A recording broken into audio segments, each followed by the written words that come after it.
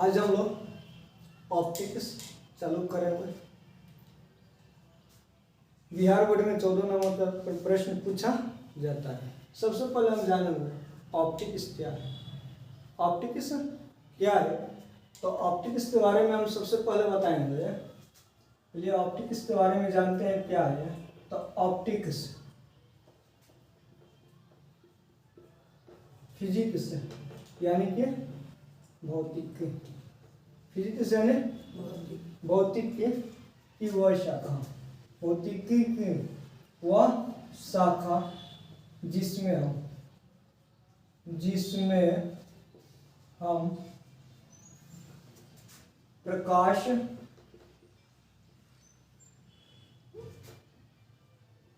उसके गुण,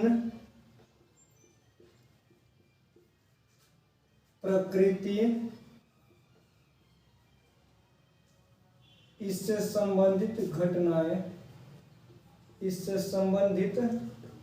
घटनाओं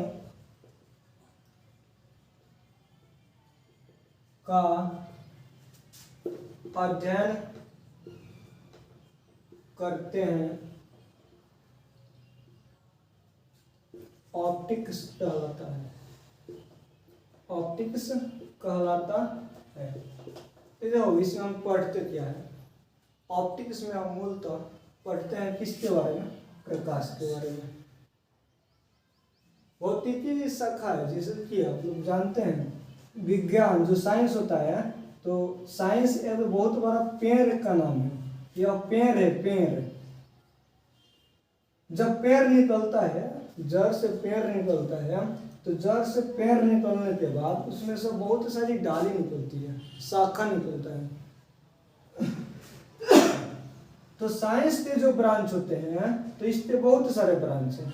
फिजिक्स, केमिस्ट्री, बायोलॉजी। बायोलॉजी में फिर जाके बायोलॉजी जिस ब्रांच से निकलता है वो 2 ब्रांच में बढ़ जाता है, बॉटनी, जूलॉजी। समझ रहे हैं? वैसा ही इस टाइप ब्रांच है जिसका नाम क्या है? फिजिक्स। और ये जो है ये मोटा वाला डाली है। फिजिक्स जो ये मोटा वाला डाली है, और ये आगे बढ़ता है तो ये बहुत सारे हिस्सों में पतला पतला छोटा छोटा हिस्सों में क्या होता है? बढ़ जाता है। पतला पतला छोटे छोटे हिस्सा में बढ़ जाता है। उसी में से एक डाली का नाम क्या रखा गया? ऑप्टिक्स। एक डाली का नाम रखा गया है ऑप्टिक्स। ऑप्टिक्स में हम मूलतः पढ़ते किसके बारे में है? तो प्रकाश के बारे में, इसके गुण के बारे में, नेचर के बारे में, इससे संबंधित घटनाओं के बारे में, इससे संबंधित घटनाओं के बारे में। आखिर जो प्रकाश होता है उसका क्वालिटी क्या है? क्वालिटी, गुण क्या है? प्रॉपर्टीज क्या होती है? इसका नेचर क्या होता है? और संबंधित घटना, इसी के बारे में पढ़ते हैं किसके में? ऑप्टिक्स में। ऑप्टिक्स जो होता है, इस ऑप्टिक्स को अपनी अध्ययन की सुविधा के लिए, अध्ययन की सुविधा के लिए 2 हिस्सा में बांटे हैं। पहला, और ये होता है दूसरा। पहला जो होता है ये होता है रे ऑप्टिक्स। पहला क्या होता है? Ray optics. हिंदी में इसे क्या बोलते हैं? किरण प्रकाशिकी। क्या बोलते हैं? किरण प्रकाशिकी। और दूसरा जो होता है ये होता है वेव ऑप्टिक्स। क्या होता है बाबू? Wave optics. जो रे ऑप्टिक्स होता है, रे ऑप्टिक्स, तो अब इसे देखिए, इसमें हम किसके बारे में पढ़ते हैं? तो इसमें हम इसी चीज के बारे में पढ़ते हैं, प्रकाश, गुण, प्रकृति और उससे संबंधित घटना। इसमें भी हम इन्हीं चीजों के बारे में पढ़ते हैं। बस अंतर क्या होता है? हाँ, और ये बात बता जानिए कि इसमें भी, वेव ऑप्टिक्स में भी हम इसी चीज के बारे में पढ़ते हैं, प्रकाश, उसके गुण, प्रकृति, इससे संबंधित घटना। प्रकाश के रे ऑप्टिक्स और प्रकाश के वेव ऑप्टिक्स, दोनों में हम सेम चीज पढ़ते हैं। बस अंतर सिर्फ इतना ही है कि इसमें जो हम अध्ययन करते हैं तो किरण को आधार मानते हैं। किरण को आधार मानकर, और जब प्रकाश के गुण, उसके प्रकृति, इससे संबंधित घटनाओं का अध्ययन किया जाता है, तो उसे हम क्या बोलते हैं? Ray optics. और जब तरंग को आधार मानकर, तरंग को आधार मानकर किसका अध्ययन किया जाता है? किसका? प्रकाश का। प्रकाश का, इसके गुण का, प्रकृति का और इससे संबंधित घटनाओं का, तो उससे हम क्या बोलते हैं? Wave optics. तो इसकी परिभाषा हम क्या बोलेंगे? ये क्या है तो बताइए। ऑप्टिक्स की वह शाखा, ऑप्टिक्स की जिसमें किरण को आधार मानकर, जिसमें हम किरण को आधार मानकर प्रकाश, इसके गुण, प्रकृति तथा इससे संबंधित घटनाओं का अध्ययन करते हैं, क्या बोलते हैं? क्या बोलते हैं? Ray optics. जब इसकी परिभाषा बताना हो तब क्या बताएंगे? फिर वैसे ही परिभाषा, शुरुआत वैसे ही होगा। ऑप्टिक्स की वह शाखा, ऑप्टिक्स की जिसमें किसको? तरंग को आधार मानकर, तरंग को प्रकाश, उसके गुण, प्रकृति और इससे संबंधित घटनाओं का अध्ययन करते हैं, क्या कहलाता है? क्या कहलाता है? Wave optics. अब देखिए ये जो रे ऑप्टिक्स है, तो रे ऑप्टिक्स के अंतर्गत मूलतः प्रकाश के परावर्तन अंग्रेजी होता है रिफ्लेक्शन ऑफ लाइट, प्रकाश के अपवर्तन का अंग्रेजी होता है रिफ्रैक्शन। देखिए दोनों में अंतर क्या होता है? रिफ्रैक्शन माने अपवर्तन और रिफ्लेक्शन माने परावर्तन। रिफ्लेक्शन माने फिर इसमें प्रकाश के वर्ण विक्षेपण का अंग्रेजी क्या होता है?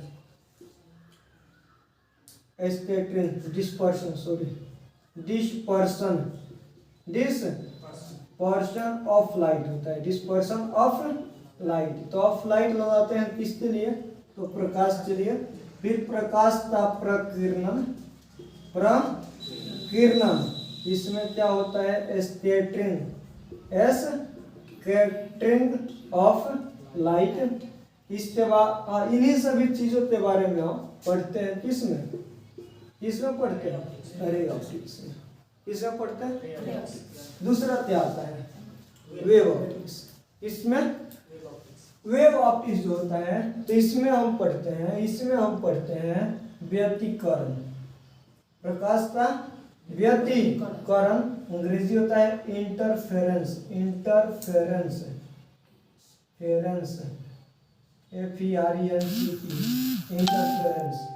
दूसरा जो होता है वह होता है विवर्तन। क्या होता है?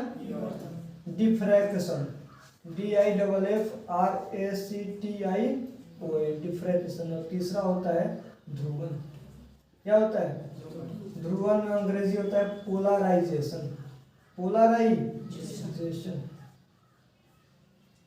तरंग को आधार मानकर व्यतिकरण, विवर्तन और ध्रुवन का तो अध्ययन करते हैं, और इसके साथ साथ परावर्तन और अपवर्तन के नियमों की भी पुष्टि करते हैं। परावर्तन और अपवर्तन के नियमों की भी पुष्टि किया जाता है। किससे बाबू? Wave optics. वेव ऑप्टिक्स के आधार पर हम ये जांचते हैं कि तरंग भी माना जाए तो प्रकाश का परावर्तन सही है और प्रकाश का अपवर्तन सही है। तो इसके बारे में तो इसकी पुष्टि किए थे हाइगेंस ने। कौन किए थे? हाइगेंस ने। हाइगेंस नाम आता है और बिहार बोर्ड के लिए वो जो थ्योरम होता है विभिन्न माना जाता है। हाइगेंस के द्वितीय तरंगिका सिद्धांत के आधार पर प्रकाश के परावर्तन और अपवर्तन के नियमों की व्याख्या करें। किसके नियम के आधार पर?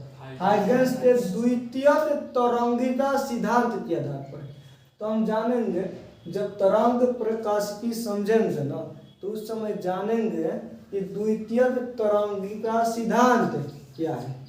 उससे पहले हमें जानना होता है कि प्राथमिक तरंगिका सिद्धांत क्या है, अब फिर जानते हैं द्वितीय तरंगिका सिद्धांत, और उसके बाद हम परावर्तन और अपवर्तन के नियमों की पुष्टि करते हैं, बताते हैं कि यदि हम तरंग भी माने तो प्रवर्तन और अपवर्तन का नियम सत्य है।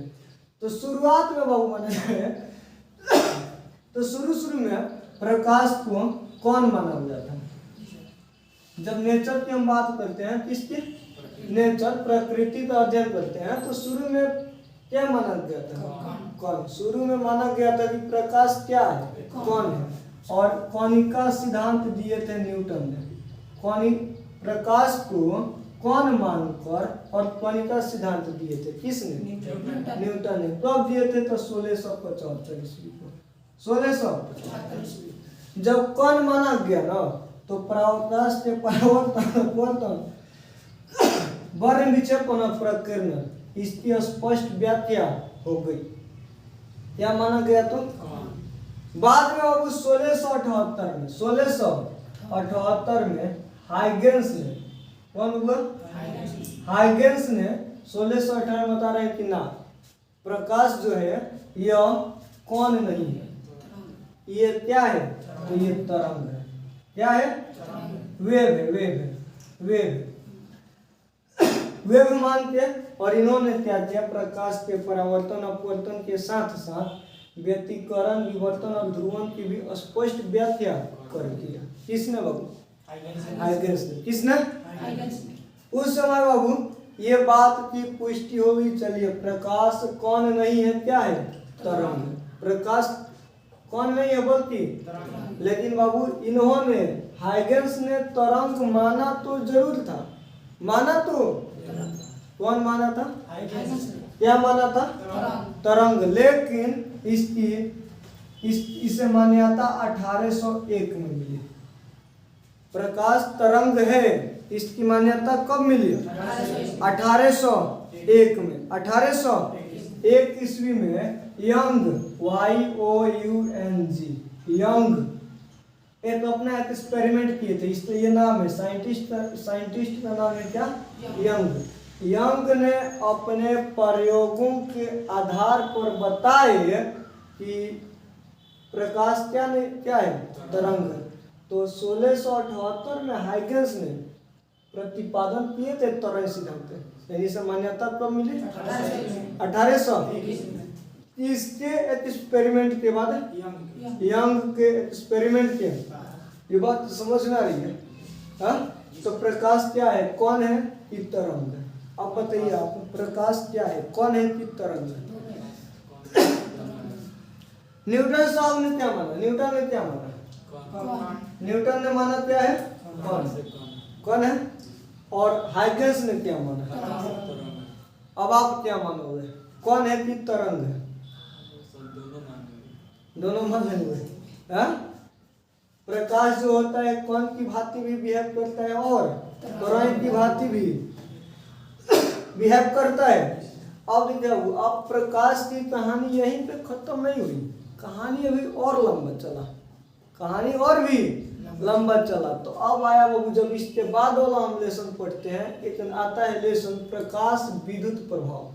प्रकाश एक आता है थॉमसन प्रभाव। तो जब प्रकाश विद्युत प्रभाव और थॉमसन प्रभाव की एक एक्सपेरिमेंट हो रही थी, तो प्रकाश विद्युत प्रभाव की एक्सपेरिमेंट करते हुए मैक्सवेल ने, ना मैक्स प्लांक ने, सॉरी मैंने गलती बोल दिया, मैक्स प्लांक ने, मैक्स प्लांक किसका? प्रकाश विद्युत प्रभाव पर। प्रकाश विद्युत प्रभाव का जब व्याख्या कर रहे थे, तरंग के बाद की बात है। तरंग के बाद की, पहले तो माना गया कौन है, अब बाद में माना गया।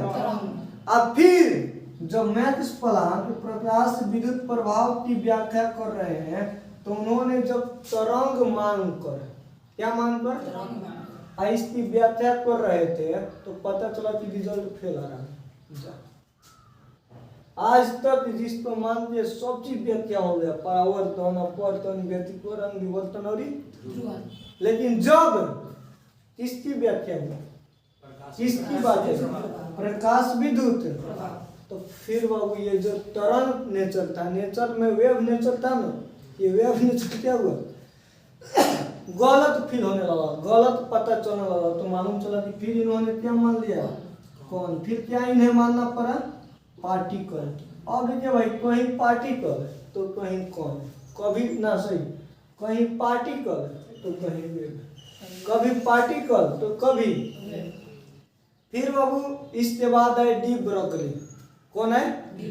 एक नाम आता है, फिजिक्स पढ़ेंगे पूरा तो मालूम चलेगा। एक नाम आता है जिसका नाम क्या होता है? De Broglie. डी ब्रोगली ऐसे लिखते हैं, डी ब्रोगली। तो जब डी ब्रोगली साहब आए, डी ब्रोगली साहब, और उन्होंने छोटे छोटे कण जैसे इलेक्ट्रॉन न्यूट्रॉन के पर अपना एक्सपेरिमेंट किए। इलेक्ट्रॉन पर और न्यूट्रॉन पर भी एक्सपेरिमेंट किए, प्रकाश पर भी एक्सपेरिमेंट किए। तो इन्होंने स्पष्ट रूप से बताया कि प्रकाश ना तो कण है और ना ही तरंग है, ना तो कण है और ना ही, तो फिर है क्या? दोनों है। हाँ, ना तो कण है ना ही, तो ये है क्या? दोनों है। तो डी ब्रोगली ने ये तो अपना अगला सिद्धांत दिया जिसे हम बोलते हैं द्वैत प्रकृति। क्या बोलते हैं? द्वैत प्रकृति। अंग्रेजी में लिखते हैं इसे डुअल नेचर। क्या लिखते हैं? Dual nature of light. Dual nature of light, इसका हिंदी हुआ कि प्रकाश की जो नेचर होता है, नेचर का हिंदी प्रकृति होती है, और डुअल होती है। डुअल माने जिसे आप मोबाइल में यूज करते हैं, डुअल सिम। डुअल सिम माने बुझा, समझ में आती है? तो डुअल सिम माने डुअल सिम माने दो सिम, डुअल सिम माने। तो यहाँ डुअल नेचर माने दो नेचर होता है, और वो दोनों नेचर क्या होता है? कभी तरंग तो कभी कम, कभी तरंग तो कभी। तो ये कौन बताया? डी ब्रोगली ने। कौन बताया? डी ब्रोगली ने। प्रकाश की नेचर कैसा होता है तो स्पष्ट पता चला, कण भी है और तरंग भी है। यहाँ तक कोई दिक्कत है? यहाँ तक कोई दिक्कत है? मैंने अभी तक क्या पढ़ा, चलिए एक बार फिर से देख लेते हैं। ऑप्टिक्स किसे बोलते हैं? तो फिजिक्स की वर्ष आता है जिसमें हम किसके बारे में अध्ययन करते हैं? प्रकाश, उसके गुण, प्रकृति से संबंधित अध्ययन करते हैं। ऑप्टिक्स तो कितना वर्गों में बांटा जाए? कौन कौन? और रे ऑप्टिक्स में प्रकाश का अध्ययन क्या मानकर किया जाता है? किरण को आधार मानकर। किसके बारे में अध्ययन करते हैं? प्रकाश, उसके गुण, प्रकृति से संबंधित है। और बाबू तरंग प्रकाश में किसको आधार मानते हैं? तरंग को आधार मानकर किसका अध्ययन किया जाता है? प्रकाश के गुण, प्रकृति इससे संबंधित है। प्रकाश के किरण प्रकाश के आधार पर किन किन घटनाओं की स्पष्ट व्याख्या हुई? परावर्तन और पतन नीचे तरंग सिद्धांत के आधार पर किन किन घटनाओं की व्याख्या हुई? तरंग, विवर्तन, ध्रुवण, परावर्तन और इसकी भी व्याख्या हुई थी। और ये क्या था? प्रकाशिकी। चलिए इसके बाद हम जानते हैं, अब आते हैं हम अपने टॉपिक पे। इसमें सबसे पहले हम पढ़े ऑप्टिक्स में, जैसे आपको पता है कि प्रकाश के बारे में पढ़ते हैं, तो सबसे पहले हम जानेंगे कि प्रकाश है क्या। प्रकाश, तो प्रकाश की कोई परिभाषा बताया जा सकता है, एक दो नहीं, कोई परिभाषा बताया। चलिए देखिए, पहला परिभाषा हम बता रहे हैं, हम जानते हैं सबसे पहले प्रकाश के बारे में, LIGH। किसके बारे में? लाइट के बारे में सबसे पहले हम आपको बता रहे हैं। तो बताइएगा कि प्रकाश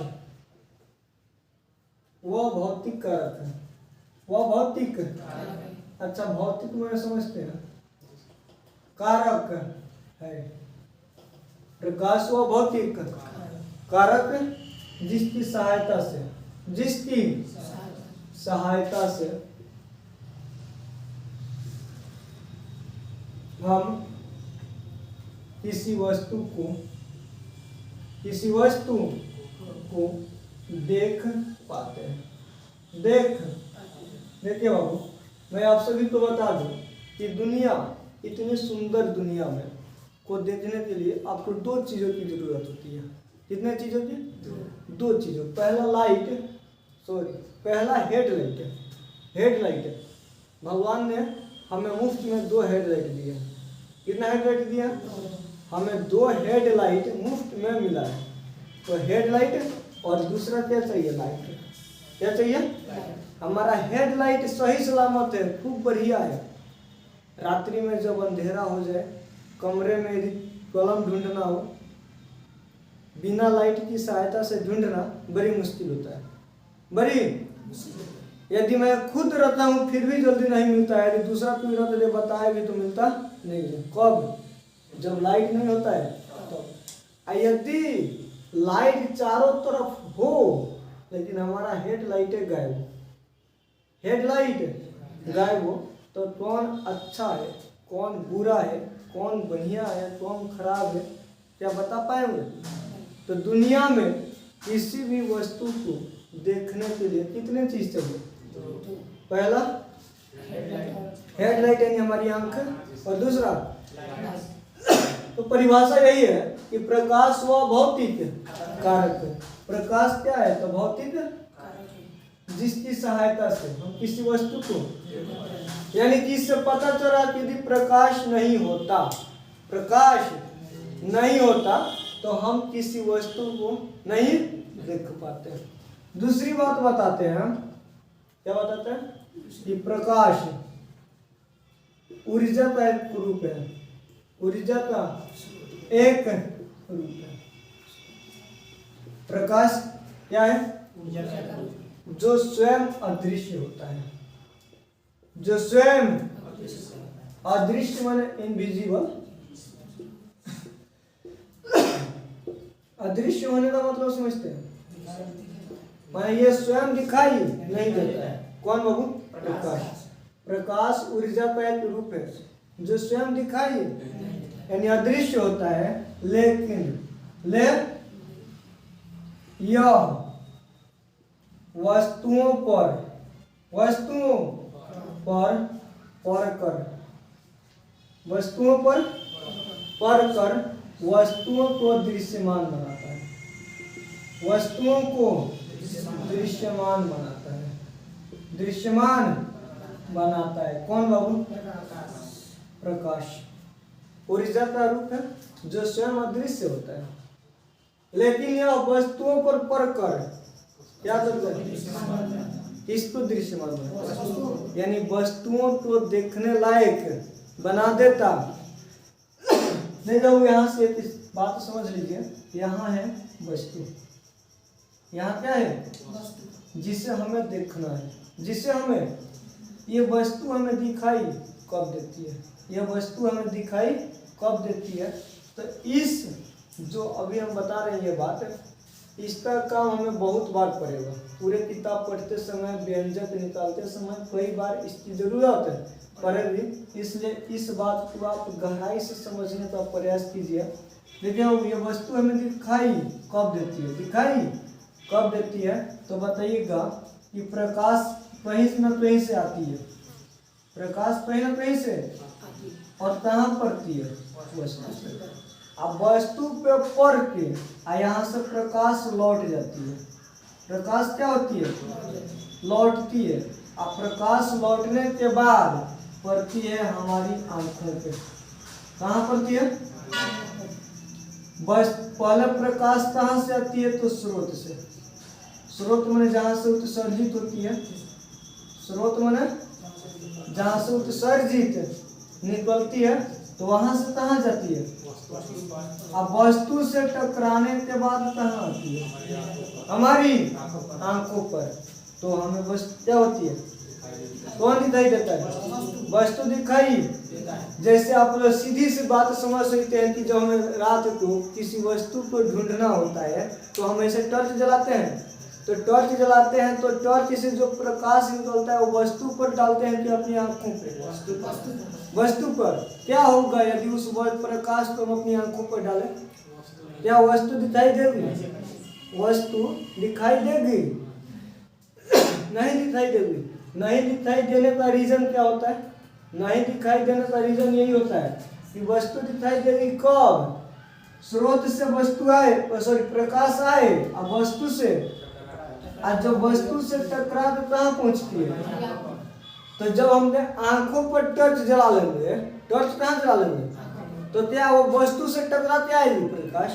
तो फिर वस्तु दिखाई नहीं देगा, वस्तु मिलेगा नहीं, ढूंढते रह जाओगे कुछ नहीं मिलेगा। और फिर चौंधरी आ जाए, कुछ मिलने वाला नहीं है। तो ये बात तो समझ में आई। कोई वस्तु हमें कब दिखाई देती है? वस्तु से टकराती है और हमारी आंखों तक पहुंचती है। तो वस्तु से टकराते कहाँ पहुंचती है? तब वस्तु हमें। चलिए ये बात आप समझ में आ रही है? हाँ, तो यही है कि अदृश्य होता है। कौन अदृश्य होता है? वो जिस वस्तु पर पड़ जाता है क्या बन जाता है? बाबू तीसरा बताते हैं, तीसरी परिभाषा बोल सकते हैं। तीसरी परिभाषा कि प्रकाश एक विद्युत चुंबकीय तरंग है। प्रकाश क्या है? विद्युत चुंबकीय तरंग जो तरंग है जो हमारी नेत्रों पर पड़कर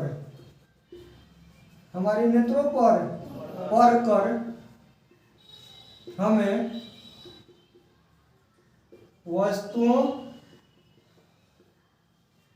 को देखने की दृष्टि प्रदान करता है। वस्तुओं को देखने की दृष्टि प्रदान करता है, यानी हमारी जो नेत्र होता है उसे उत्तेजित करता है, प्रदान करता है। प्रकाश क्या है? विद्युत चुंबकीय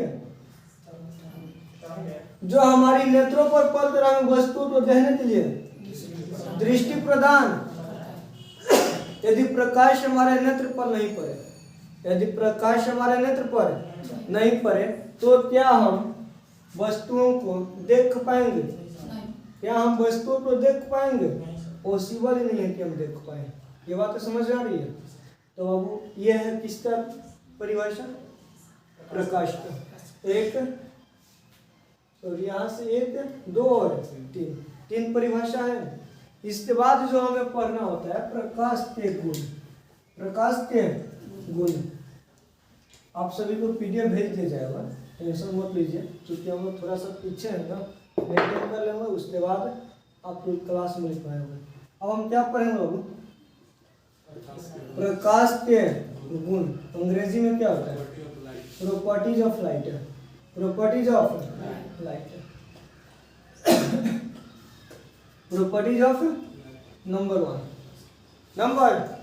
नंबर वन में यही बताएंगे प्रकाश ऊर्जा एक प्रकाश क्या है? ऊर्जा का एक। दूसरा बताएंगे प्रकाश विद्युत चुंबकीय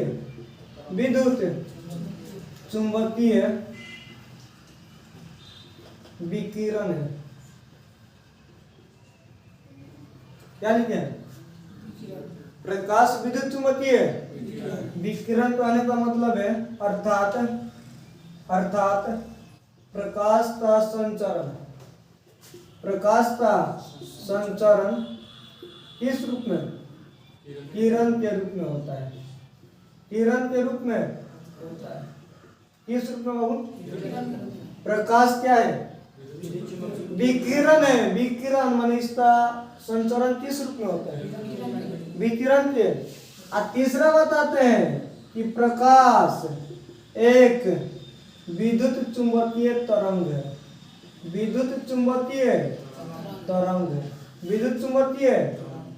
इसका मतलब क्या हुआ? अर्थात यहां से समझिए ना, विकिरण था तो किस रूप में हो रहा था संचरण? किरण के रूप में। यहाँ किस रूप में होगा? जी बाबू, प्रकाश का संचरण किस रूप में होगा? बहुत अच्छा, तरंग के रूप में होता है। चौथा बताते हैं, कि प्रकाश के संचरण के लिए माध्यम की जरूरत नहीं होती है। माध्यम की जरूरत नहीं होती है, यानी इसका मतलब क्या हुआ? नहीं होती है, यानी कि बिना मान अर्थात ये निर्वात में भी गमन करता है, अर्थात यह निर्वात में भी गमन करता है। कौन बाबू? कहाँ गमन करता है? निर्वात में भी गमन करता है। यहाँ चौथा बता सकते, सॉरी पांचवा, कि प्रकाश की चाल निर्वात में सबसे अधिक 3 × 10⁸ मीटर प्रति सेकंड। 3 × 10⁸ मीटर यानी 3 × 10⁵ किलोमीटर प्रति सेकंड होता है। यह मीटर में है और यह किलोमीटर में, यह मीटर में और यह। तो प्रकाश की चाल सबसे अधिक कहाँ होती है? निर्वात में। यही भी बताइए छठा पॉइंट कि वायु प्रकाश की चाल, प्रकाश की